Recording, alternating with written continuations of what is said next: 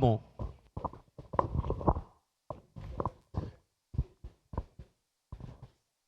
Presidente, nobres colegas, parafraseando a minha colega vereadora Daiane Mello, digo as suas mesmas palavras. Se com pouco a Secretaria de Gestão Urbana faz muito, imagina com muito.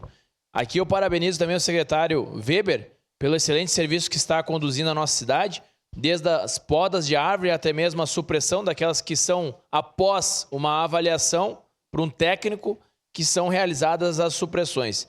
Aqui também vai o meu agradecimento ao secretário por todo o trabalho também de revitalização das praças e dos parques que eles vêm fazendo. Fiz uma solicitação lá para a Praça do Bela Vista, Domênico Pontalti, toda a população ficou muito feliz com aquela revitalização. E acredito que os nobres colegas também tiveram algumas praças nas suas regiões revitalizadas. E são diversas praças pelos municípios que nós temos que revitalizar ainda. Então aqui eu elogio o belo trabalho. Se faz muito com pouco recurso, imagina com este fundo. Então nós teremos a destinação das multas que serão realizadas na parte de ambiental. Essas multas encherão esse cofre desse fundo e nós teremos uma administração amparada sempre pelos princípios da administração pública. Legalidade, impessoalidade e moralidade.